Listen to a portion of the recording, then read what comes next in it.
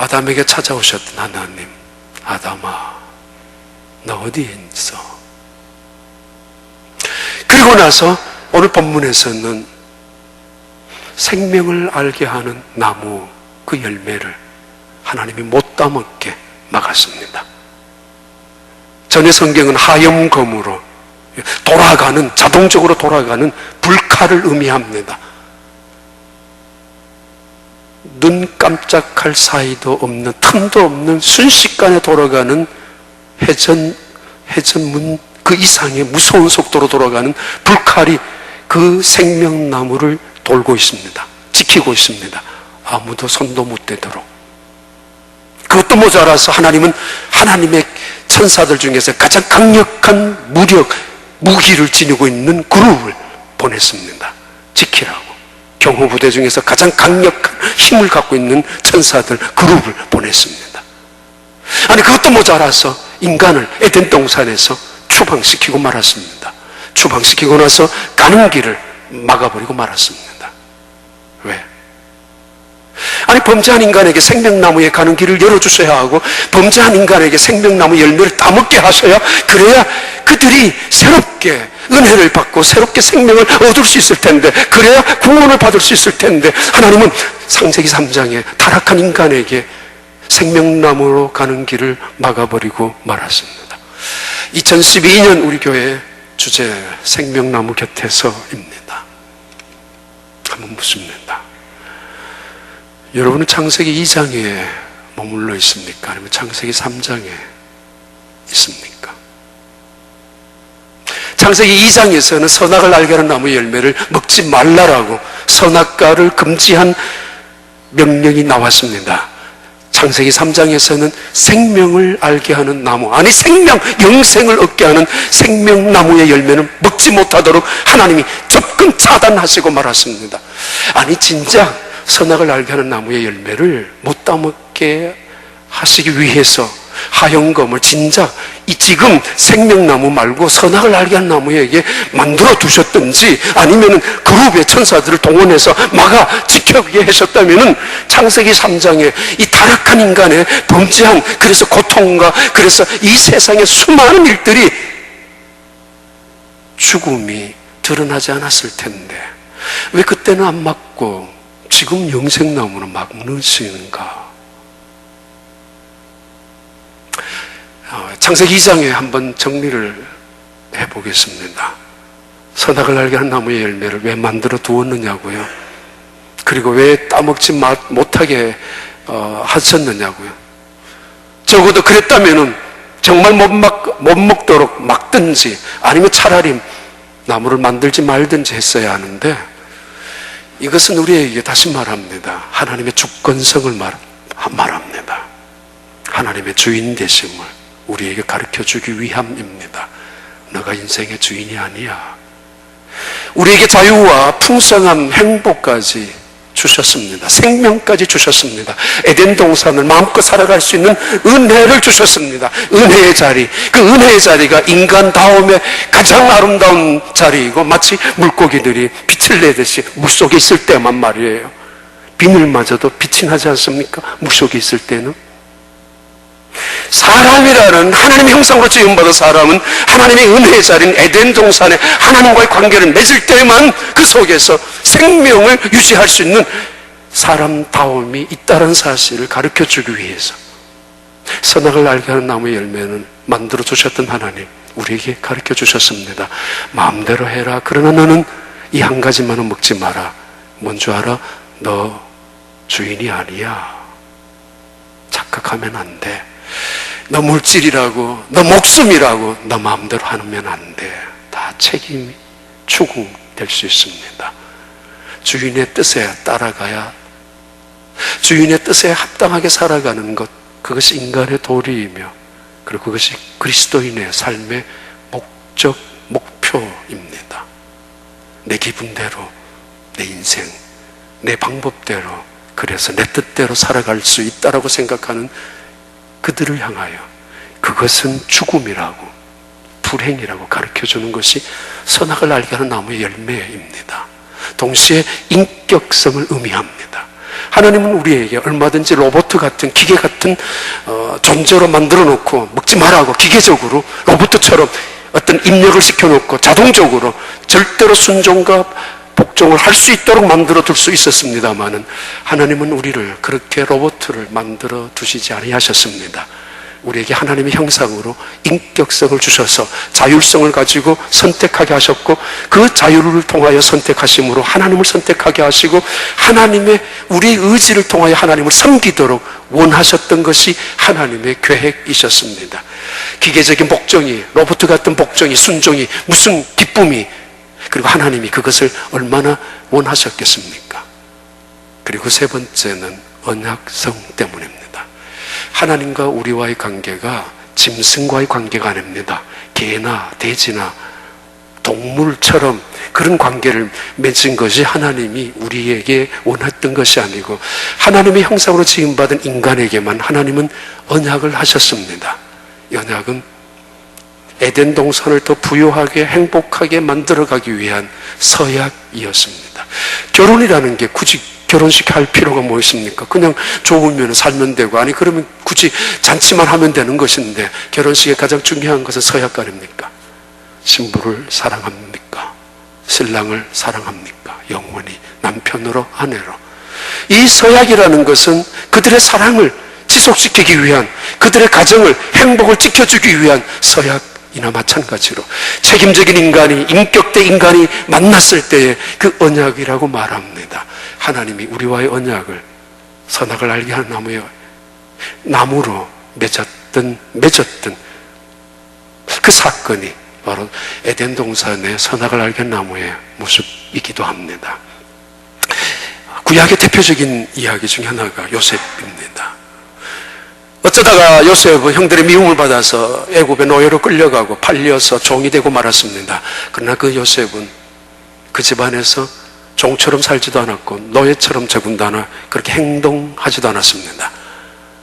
그러기에 그는 결국 그 집안의 청지기가 되고, 그 보디발이라는 사람의 모든 열쇠를 한 손에 위임받은 그런 사람이 되었습니다.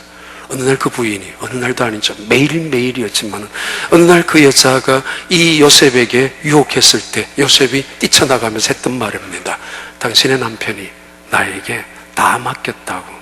그러나 당신 부인은, 당신 주인이 당신만은 내게 맡긴 적이 없다고.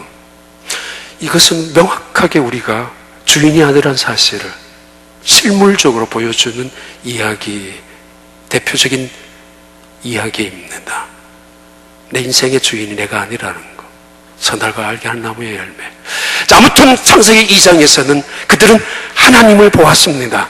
창세기 2장의 마지막 부분에 보면 그들이 서로 벌거벗었으나 부끄러워하지 아니할 만큼 인류 역사의 최초의 모습은, 이는 내 뼈 중에 뼈요 살 중에 살이라는 고백이 인류 역사의 최초의 타락하기 전에, 범죄하기 전에 인간이 인간을 바라보았을 때 나타난 고백이었고, 그 고백의 공동체의 아름다운 모습의 결론은 그들이 벌거벗었지만은 전혀 부끄러워하지 아니했었다라고 창세기 2장의 결론입니다.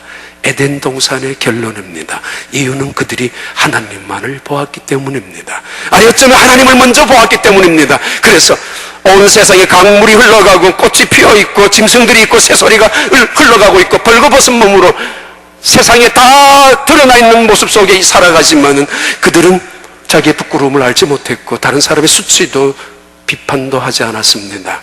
사물을 보면서 하나님을 보았고, 아니 하나님을 보면서 사람을 보았기에 언제나 하나님 앞에서 감사하고 찬양하는 은혜의 자리에 머물러 있었고, 하나님이 보였기에 원망과 불평할 틈도 없는, 비판과 시기를 할 시간조차 없는, 그런 생각조차 없었던, 두려움이 무엇인지 상상도 하지 못했던, 부끄러움이 무엇인지 생각도 하지 못했던 에덴 동산의 삶, 그 삶의 중심은 하나님이 계셨습니다.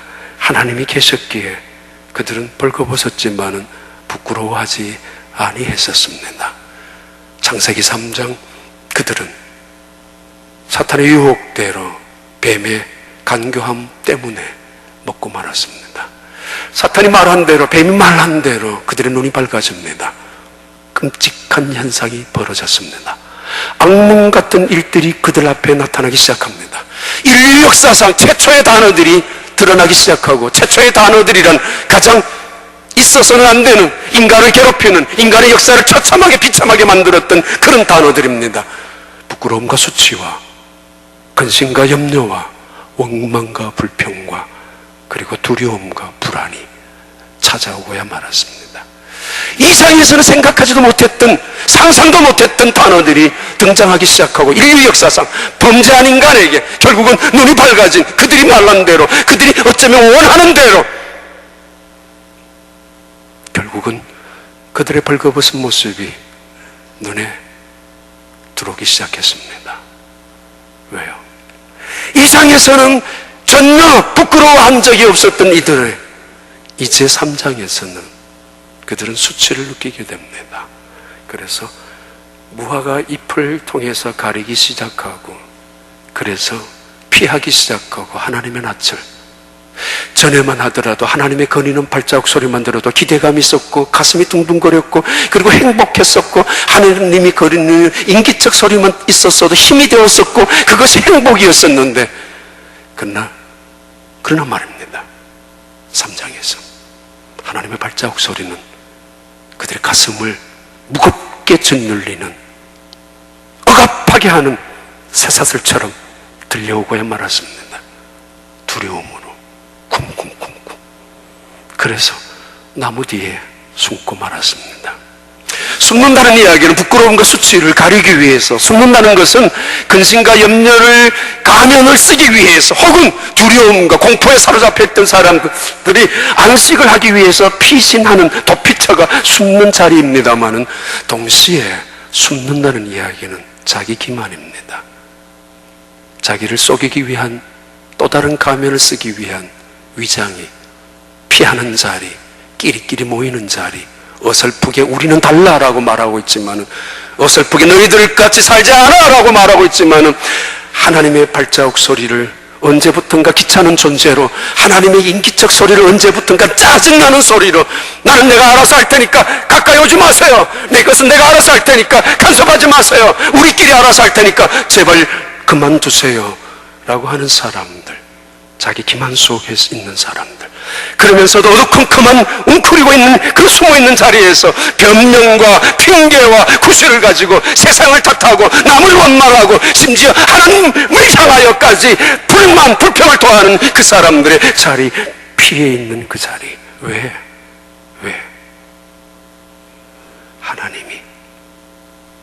하나님이 보이지 않기 때문입니다. 3장에서는 왜 근심하고 염려했을까요? 솔직히 자식의 문제로, 남편의 문제로, 가정의 문제로, 직장의 문제로, 사업장의 문제로, 질병의 문제로, 인간관계의 문제로, 신분의 문제로 수많은 문제가 있습니다만, 우리는 이런 문제 앞에서 근심과 염려를 먼저 합니다. 당연합니다. 원망도 불평도 합니다. 마땅한, 그럴 수밖에 없을 것입니다. 때로는 세상을 나무랍니다. 때로는 다른 사람을 탓합니다. 당신이 나에게 데리고 온 그 여자 때문이라고, 당신이 만들어 놓은 저 뱀 때문이라고, 내 인생에 개입되어서 나를 불행하게 만들어 어느 순간 사기꾼처럼, 어느 순간 아주 비겁하게 비굴하게 찾아온 인생, 내 인생에 개입해서 내 인생에 불행을 만들고 내 속에 아픔을 만들고 내 살아가면서 눈물을 만들어 놓은 그 사람들, 숨어있는 그를 향하여, 그들을 향하여 하나님 찾아오셔서 말씀하셨던 말씀입니다. 아담아, 너 어디 있어? 언젠가 한두 번 이상 될 것입니다. 저 기억으로 어느 권사님 전화를 드렸는데, 목사님 어떻게 전화를 다 하셨습니까? 어줍지 않은 목사 한 명 전화했는데도 그렇게 고마워하고, 나중에는 이야기하다가 눈물을 글썽이면서 담임 목사가 전화해 준 사실이 얼마나 고마워하던지요.